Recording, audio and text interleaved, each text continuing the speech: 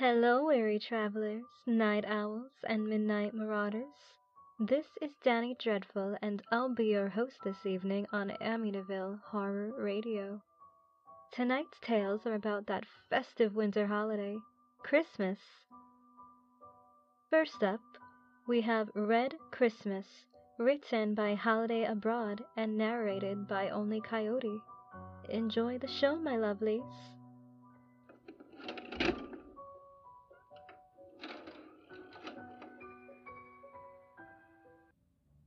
It was cold enough to freeze your balls off. He wanted nothing more than to be back home, sitting in his big green recliner and sipping a hot cup of cocoa with little marshmallows floating in it. But no, the little bastards needed their toys. That was bad. Worse was that those toys had gotten more complicated and more expensive to make over the years.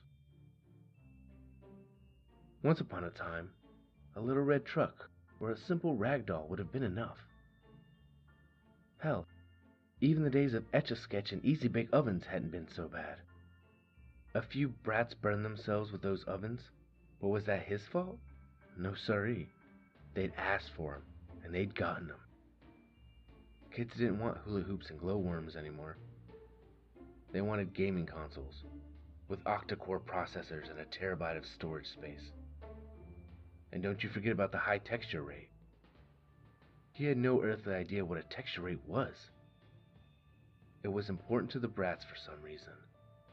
Did they care that the elves in the workshop had to work themselves ragged, going 7 days a week for nearly the entire year, just to get all those consoles built in time?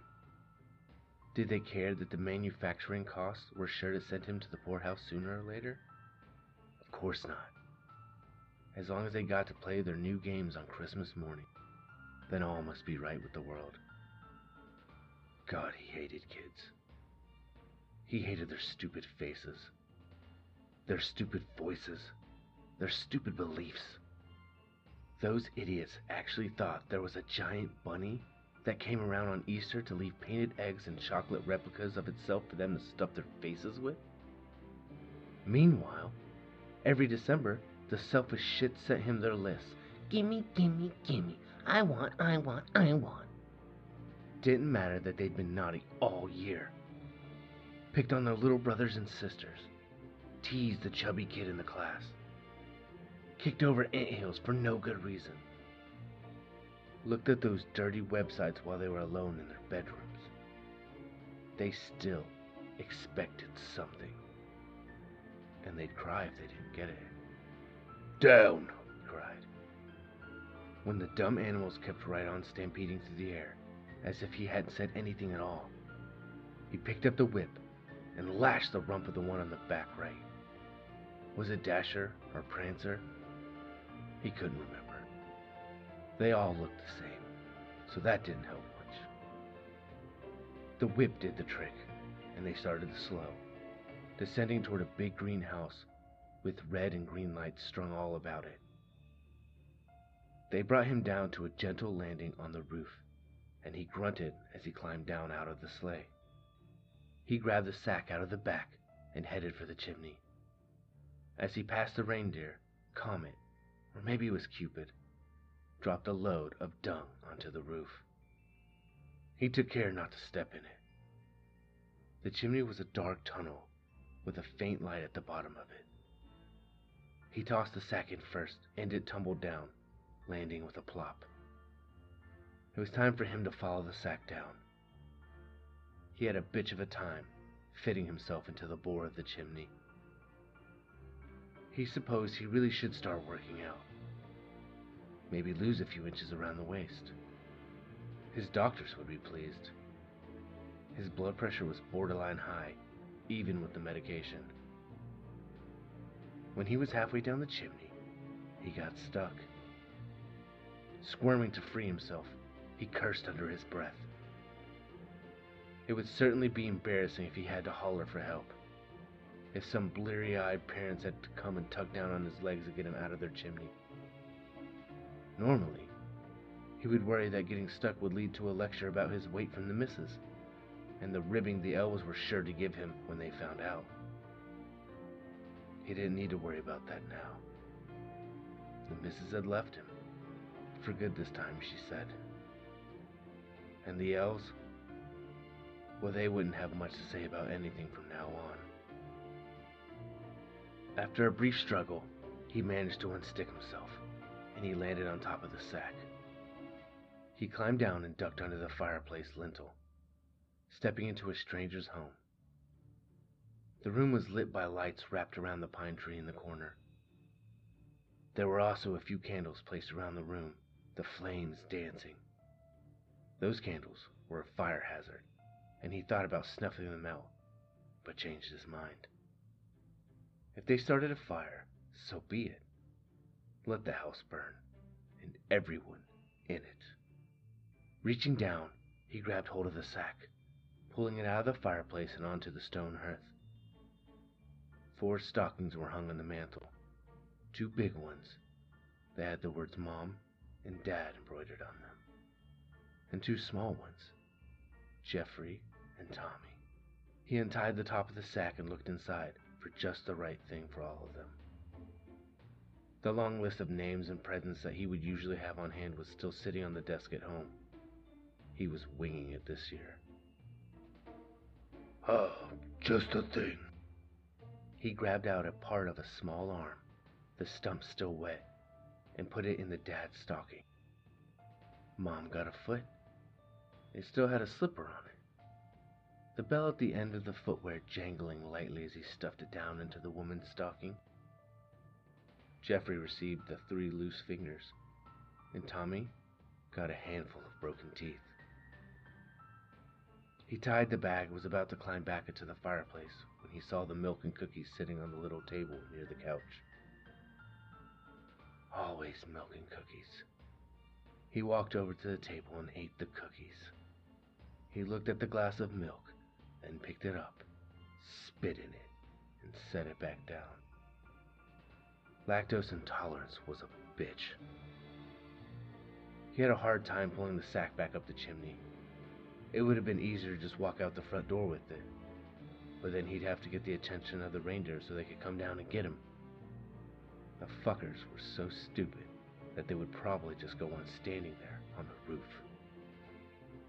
Oblivious to his calls and shouts until the sun came up. On the roof again, he stowed the sack and got back to the sleigh. Up! Up, I say! Another lash of the whip got them going. They lifted off the roof and climbed quickly into the sky.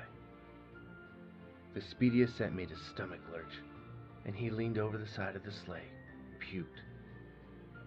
He imagined some dumb kid going out into their front yard in the morning to find their snowman covered in dried puke that still had bits of undigested cookie in it. The thought made him giggle. At the next house, he nearly slipped off the roof when he stepped on a patch of ice. He just barely managed to stop himself from tumbling down to the ground, where he probably would have broken his back. He climbed back to his feet, got the sack from the sleigh, and was able to get down the chimney with little trouble. He looked about, but could find no stockings. There was no tree either. No tinsel, no lights, no nothing. Cheap bastards didn't want to spring for decorations. So much for the holiday spirit. Their kitchen was clean and tidy. Spice rack on the wall, checked cloth on the table, a few dishes sitting in the rack by the sink. He checked the refrigerator, found a plastic container with some leftover spaghetti in it. He ate it cold, washing it down with a beer from the fridge, letting out a loud belch. He placed the empty plastic container and the fork he'd used in the sink, and tossed the beer bottle in the trash. As he walked back to the living room, he saw a menorah sitting on a small table. 4 lights had been lit. So that was why they didn't have any Christmas decorations. He shook his head, grabbed the red sack and pulled it towards the chimney. And then he stopped. Deciding to be a good sport, he would leave them something anyway. Digging around in the sack, he found something that he thought could serve as a present for the whole family. He took the severed head out of the bag and tossed it onto the couch.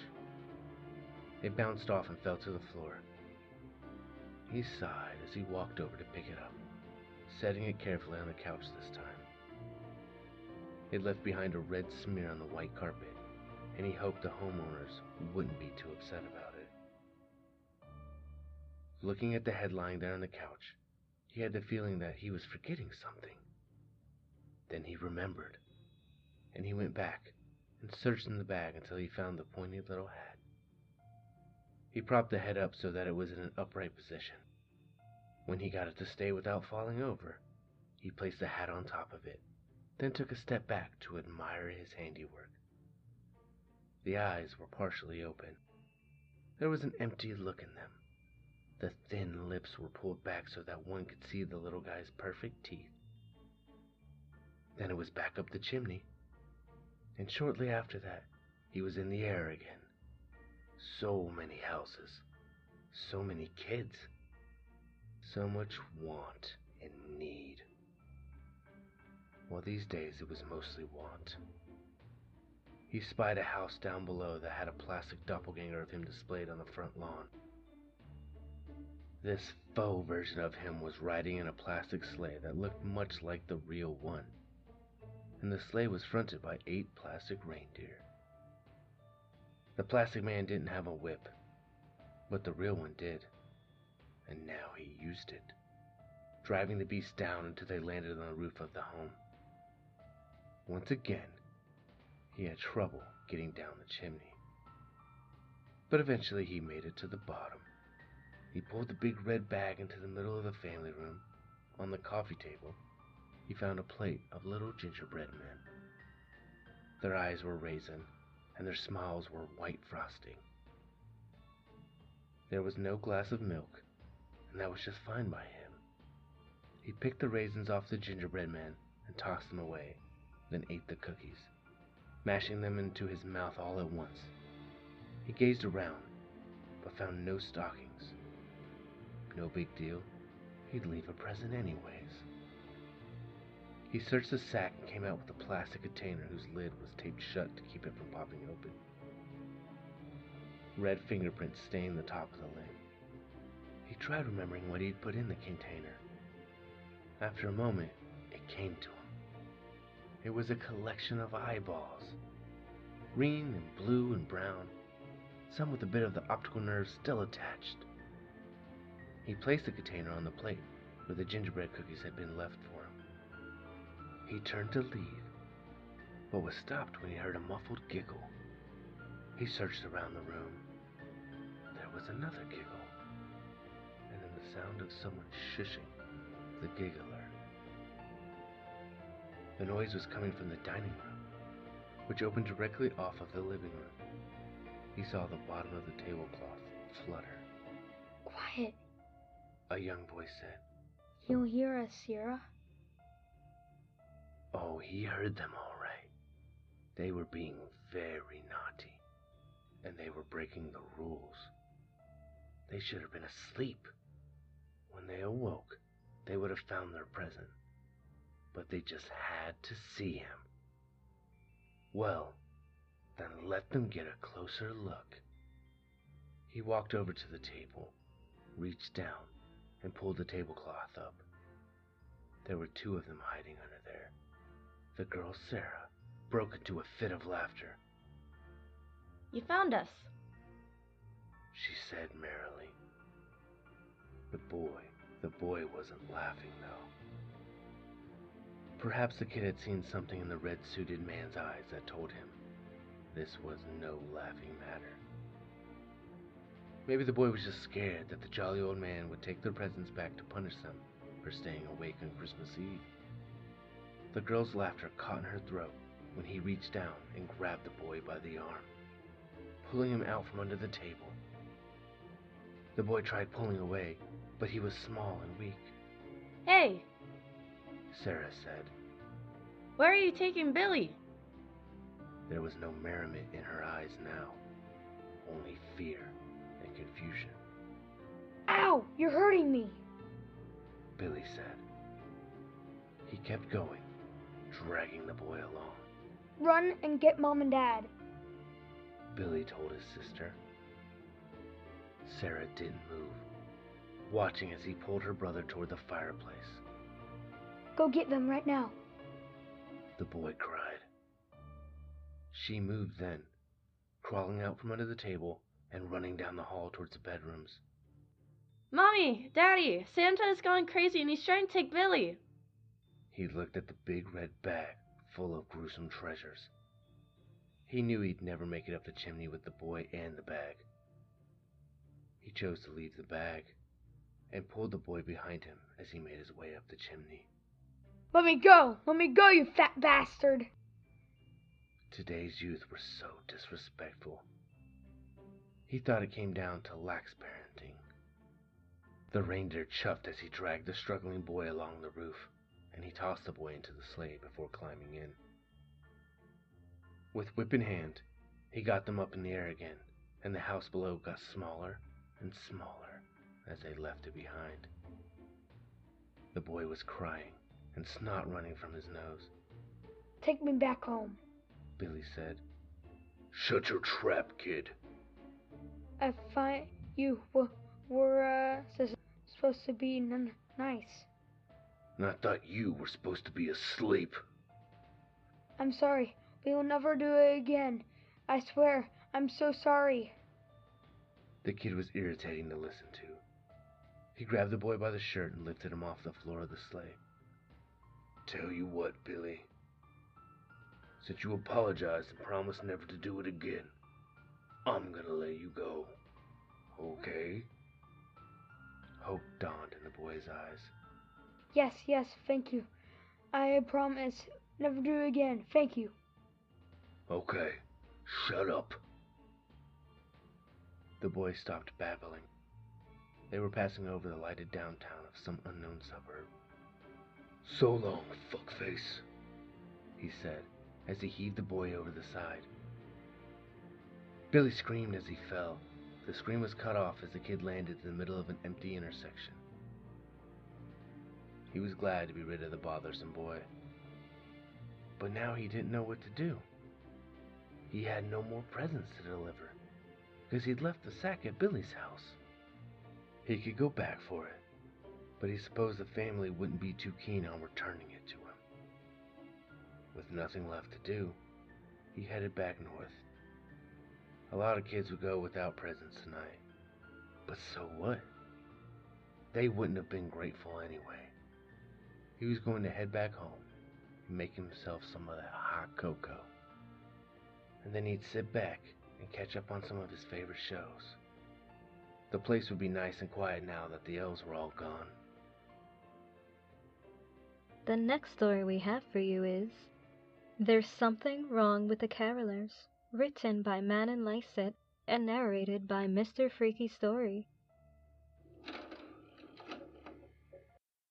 A group of carolers came to my door this evening, and I'm pretty sure at least one of them was dead. I had just gotten out of the shower and was watching reruns on TV when I heard the doorbell ring. My heart jumped out of my chest, and my first instinct was to run for cover. Call me antisocial, but the sound of the doorbell is one of those things that I just can't stand. Whenever I order pizza, I pace back and forth nervously until it arrives. My mind races, and I can't focus on anything but the minutes ticking by. I dread the doorbell and having to answer it. I absolutely dread it with every fiber of my being. My cat, sharing my disapproval, scurried between my legs and fled to my bedroom. I'm not going to lie. There was a big part of me that wished I could hide under my bed with him, just so I could avoid having to deal with another living being. In hindsight, maybe I got exactly what I wished for. In the past couple of years, there had been a lot of home invasions in my area. To gain access to your house, burglars had taken to dressing up as anything from employees of electric companies to cops. You won't believe how trusting people are towards those they believe to be in positions of authority. Once inside, the crooks would knock out the homeowner and steal everything of value. It was a terrible thing. These dicks preyed on the weak and the naive. It wasn't uncommon for them to stoop so low as to attack senior citizens either. This is why I kept a bat near my door. Now I confess, it sounds a bit drastic, but it's not like I brandished it around and swung it on people's faces or anything. I kept it out of sight, but within reach. You can never be too careful nowadays. It's not like my cat would be willing to run in and maul an assailant to save me. I needed a bit of protection for my own peace of mind, that's all. Just as I reached the entrance, the doorbell rang again, giving me the scare of a lifetime. I jumped several feet in the air and released a high-pitched shriek. Looking through the peephole, I spotted a group of Christmas carolers. I thought it was a little strange that I had not heard them singing at my neighbor's door first. Usually I hear these guys coming from all the way down the street, and I quickly turn off all the lights in the hopes that they'll assume I'm gone and skip my house. Not this time though. Maybe my neighbors were away, and my house was the first to be inhabited by one of these carolers who had come across on my street. With a hand reaching towards my bat, I opened the door by a few inches. They didn't even wait for me to say anything, and started chanting a monastic chant. It sounded both beautiful and haunting. There were 7 singers, but it sounded like a full choir. The ancient song gave me goosebumps, and I slowly opened the door wider to get a better look. Their voices coming out of their partially cloaked faces echoed melodiously in the darkness. I was used to the usual Christmas carols, but these beautiful Gregorian chants made me feel completely at ease. Through their somewhat obscured faces, I could see the carolers' mouths moving as they inhaled and exhaled pure music. Their song seemed to pierce me right through my soul. I looked at the carolers one by one and examined the features on their faded red and green cloaks. They appeared as ancient as the songs being sung. The clothes were tattered, torn, and dirty. It was impressive. These singers had gone through a lot of trouble to look the part. As my eyes traveled to another singer in the group, I noticed something weird. Though I could distinctively hear a low tone escaping from his lips, his mouth was not moving. He was the tallest of the group, so when I leaned down, I could see the eyes on his bluish face. They were pale and unmoving. They were locked on me, yet the bearded man did not seem to acknowledge my presence. The voices got louder and louder, the splendor of the chants countering the ever-going fear I felt while looking at the caroler in the back. I don't know what compelled me to do it, but I looked down and started counting their feet. I counted 12 in total, but I could see 7 heads. Something was off. The familiar ring of my grandfather clock made me realize I'd been standing at the door for over an hour. I gasped and checked my watch to make sure it wasn't a mistake. I had to wind the clock earlier that day, and I know I could have messed it up somehow. There was no mistake. An hour had passed, and I suddenly realized how cold I was. My hands were trembling, my legs were numb, and I could barely move. I looked towards the mirror on my left and saw that my lips had turned blue. I lifted a hand to tell the carolers to wait for me, shutting the door to prevent more of the winter's blistering cold to slide into my house.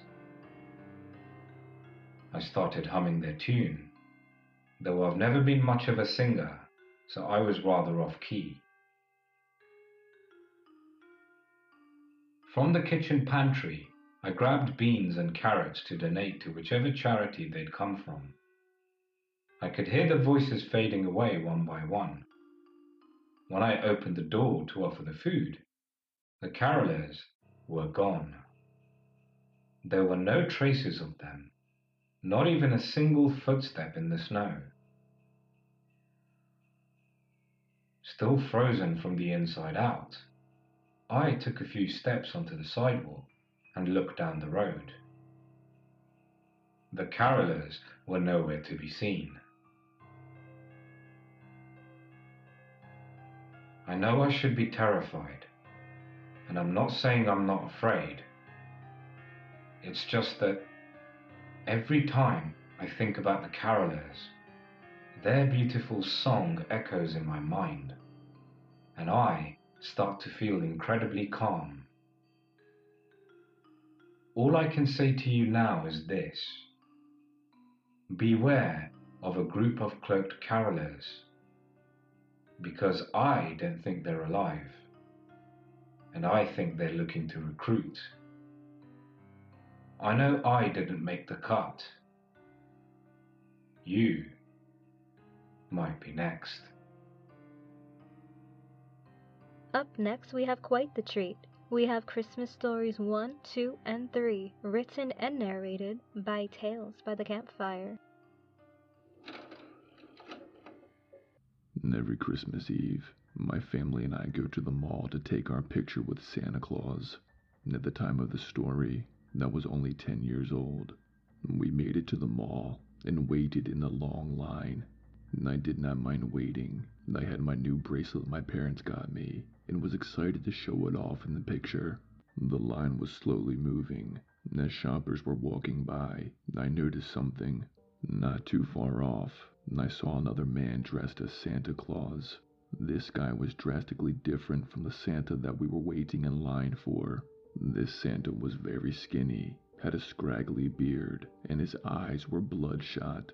What was even more strange, he was staring directly at me.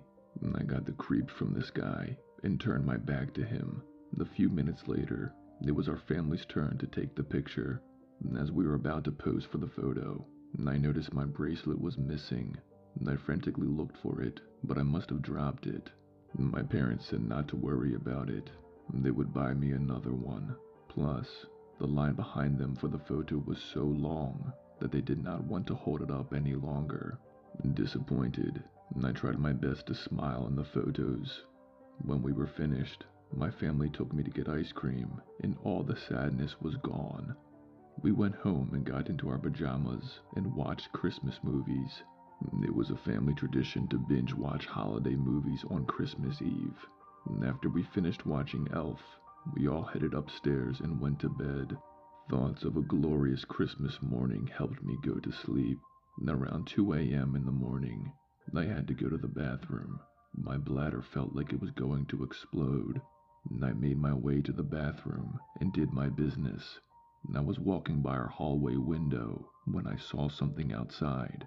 At the edge of our driveway, I saw what looked like Santa Claus standing at the edge of it, but something was off.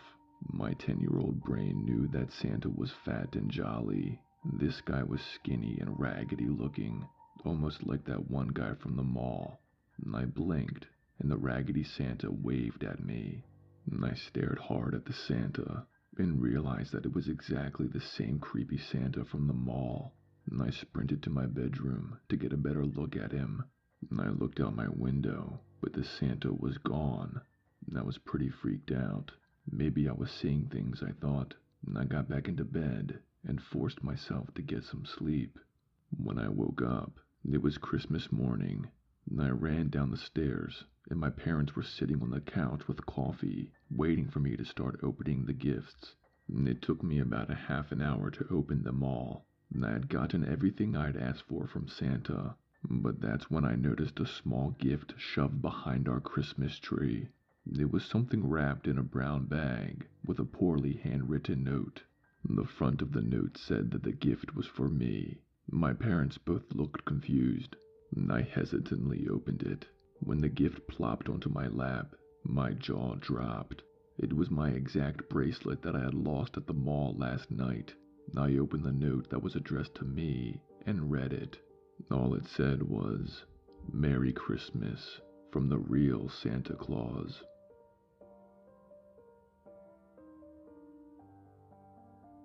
As a small business owner, Christmas is our busiest season. I own a souvenir shop and have not had a day off since December 1st. It was Christmas Eve, and I sent all my employees home early. I was single and did not have much family, so I did not mind staying late and taking care of the administration work. It was around 11 at night. I was in the back finishing some calculations when I heard a knock on the front door. I looked at my watch.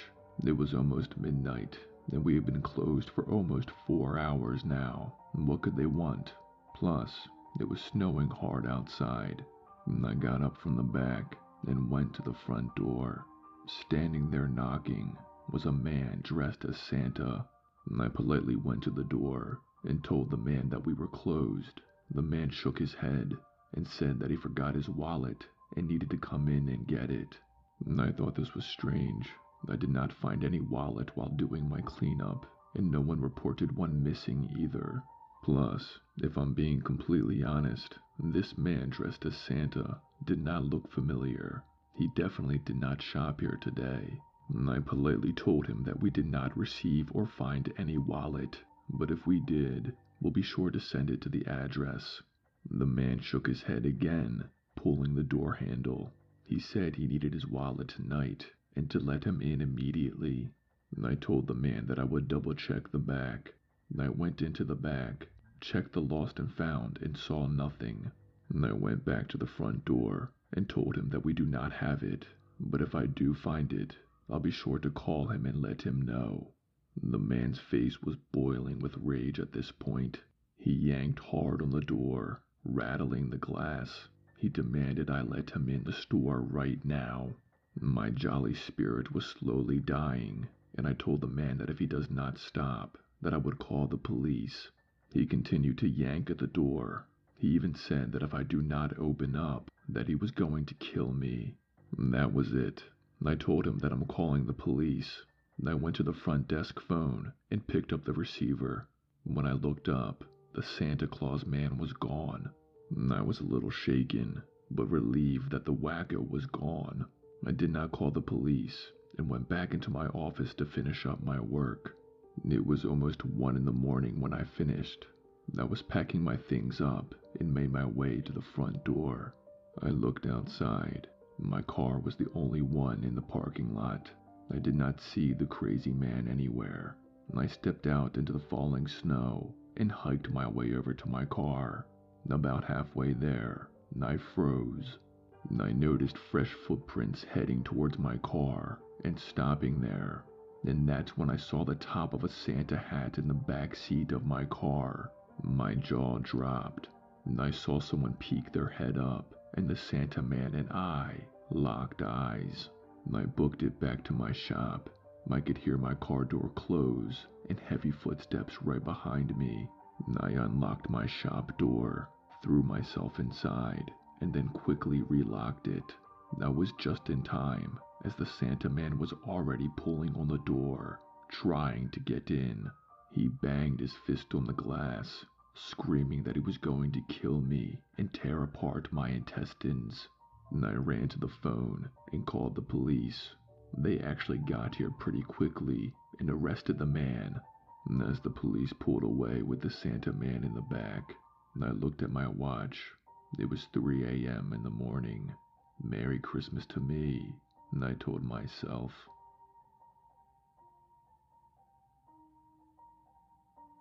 The holidays were always bittersweet for me. The past couple of years, I was dealing with a very abusive relationship. In fact, it got so bad that my ex-boyfriend actually ended up going to jail for assaulting me. It was a dark time in my life, but with the help and support of my friends and family, I was able to recognize my self-worth and actually met a great and stable man, Greg. Since Greg and me have been dating, my life has been much more positive. I'm so thankful to have him in my life now. It was Christmas Day. My family always hosts, and I was there by 7 a.m. to help my mom prepare for the big day. Family and friends slowly started showing up around 12 and so on.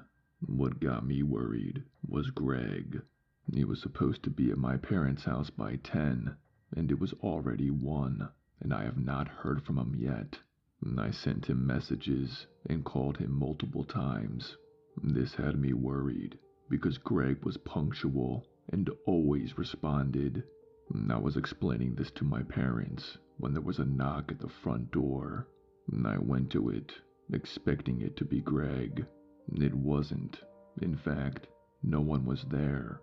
Rather, there was a pile of red roses with a note attached to them. I brought them inside and opened the note. It said, "You will always be my girl." It was signed by my ex-boyfriend's initials. My heart sank with fear. I had not had any contact with my ex after he went to jail. I had no idea how long his sentence was, but this worried me if he was already trying to reach out to me. I showed my parents, and they said not to worry. A few more hours went by when I got a phone call from Greg's mother. She was in hysterics.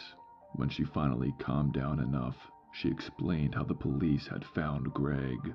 His body was propped up at the local church's nativity scene as one of the 3 wise men. He had been dead for almost 24 hours. I was so stunned by what she was telling me that I went numb. But Greg's mother continued. She said that attached to Greg's body was a note saying that he would not be home for the holidays. They have a man in custody, and he already admitted to the murder. They caught him 1 block away, admiring his work. He did not even try to run or escape, and was actually proud of what he had done. I asked for the name of the man they caught, and almost passed out. It was my ex-boyfriend. My phone dropped to the ground and shattered. That Christmas was the worst Christmas of my life. I hope the pain and the memories will go away, but I fear that they never will. And wrapping it up, last but not least, our final story, Marky Did You Know, by a personal favorite of mine, Scott Donnelly, narrated by yours truly, Danie Dreadful.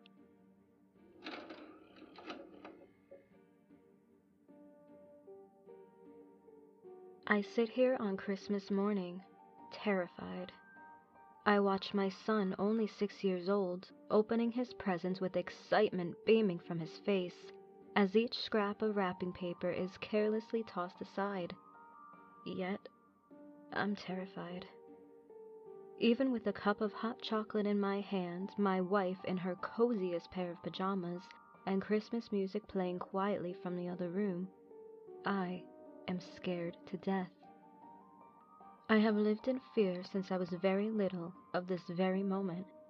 And this moment, a moment of peace and joy with my family, is tainted by dread and my rapid heart threatening to rupture inside of my chest. I never imagined my life would be filled with such anxiety and trepidation from the 4 words he first spoke to me. "Marky, did you know?" His voice was gravely like a smoker's, but an eerie cheerfulness was hidden within it. "Did you know he left me here?" The voice continued on, so matter-of-factly, as I awoke from my dreams. I was 5 years old, and it was a snowy Christmas Eve. Santa was on his way, or could have already been to my house. I didn't think to check the time.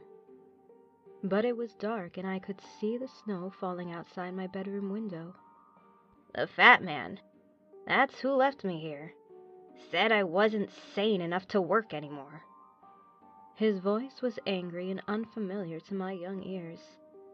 I sat up from under my sheets, rubbed my eyes, and within the haunting pale glow from the streetlights outside, I saw a strange little man sitting at the foot of my bed. He sat with his legs crossed and a pipe between his lips, one like Frosty was portrayed as using. "How could I not be sane enough for him?" the little man aggressively continued, as if he were venting some pent-up frustrations. He was facing me, but aside from his silhouette enhanced by the soft glow from the outside, I couldn't make out many of his features. "That's what I get, I suppose," he continued. "I guess I have some daddy issues. Up there we all do, but because I'm the one who speaks up, I'm the one who's banished. Do you get along with your dad? Your Santa?" I didn't respond, half believing what I was experiencing was just a bizarre dream. That's when the little man struck a match and lit his pipe. He gently puffed on it. I prayed it was a dream. If my parents smelled smoke in my room, I'd be a goner. Something caught the little man's attention, and he snapped his head toward the window. All I saw was falling snow, but he saw something else. He took the pipe out of his mouth and winked at me. "I'll see you," he said before hopping off the bed and scurrying away into the shadows of the room. I'm not sure how I was able to sleep after that, but when I awoke again in the morning, I was left with the same fuzzy feeling of whether or not it was a dream. It wasn't until a year later that I realized that it wasn't. It was never a dream. It was the smoke that woke me the next time. I could smell it infiltrating my dreams. I opened my eyes and saw him sitting at the foot of my bed again, legs crossed and a smoking pipe between his lips. "I did something bad, Marky," he began with. "I went back home. I confronted him again. Told him I wouldn't be treated that way ever again. I cut off the head of his favorite reindeer." My heart stopped when he said those words. My 8-year-old brain put together a whimsical image of a bloodied and decapitated reindeer laying in the snow outside of a tinsel and twinkling light-covered house. I imagined all of his brothers and sisters standing around in shock, and Santa? Well, Santa was disgusted, just like I was. "Why?" I managed to ask him. The little man just continued to smoke his pipe and ignore my question. "What's your name?" I asked. He removed the pipe from his mouth and studied it. "Stilts," he said before looking into my eyes to explain further. "I'm a little bit taller than the rest of my holly and jolly flock of backstabbers." The little man spoke angrily again, emphasizing the holly and jolly like he was mocking the words or anyone who fell under their meanings. Stilt took one last puff of his pipe and hopped off the bed without uttering another word. The darkness in my room swallowed him whole, and it was another year before I saw him again. "I shouldn't have burdened you with my sinful mind," Stilt said on Christmas Eve the following year. I heard him walking in the room, accompanied by a jingling bell hanging from him and the smell of peppermint in the air. That's how he woke me the final time. Once again he remained at a distance, sitting on the end of my bed. He didn't have his pipe this time, but he did have a candy cane that he aggressively sucked into a sharp point throughout our brief conversation. Stilt seemed more at ease this time, not as angry, not as bitter.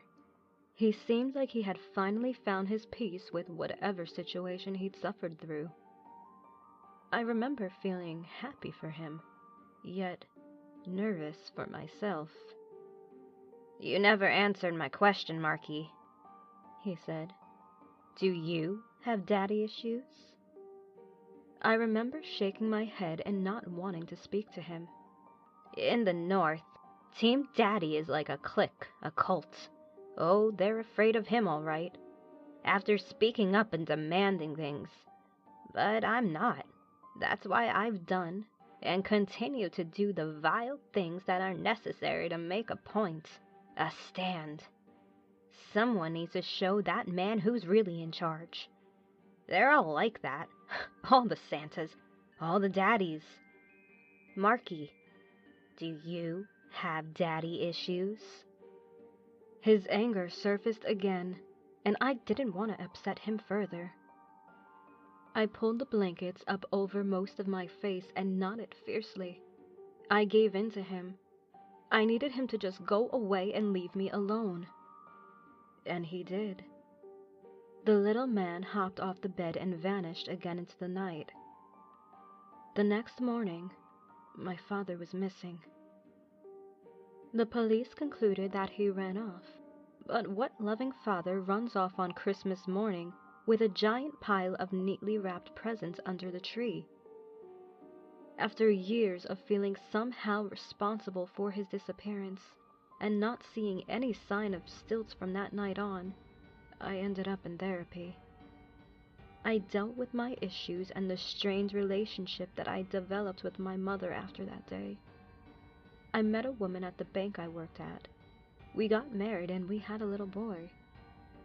Now, I'm sitting here, watching my little boy open his present with the biggest smile, laughing and humming along to the music, not a care in the world, just consumed by pure joy and happiness. At this moment, he's not even thinking about when he walked into our room before the sun rose, groggy and rubbing his eyes. He's not thinking about when he asked me who the strange little man sitting at the foot of his bed was last night. Panic has taken control of me, banishing any hint of bliss I could possibly have. I think about my father briefly, and then I wonder, what does this mean for me? Well, that's it for us at AHR. We hope you enjoyed listening as much as we love narrating for you. Please be sure to like, share, and subscribe, and stay tuned for more haunting tales.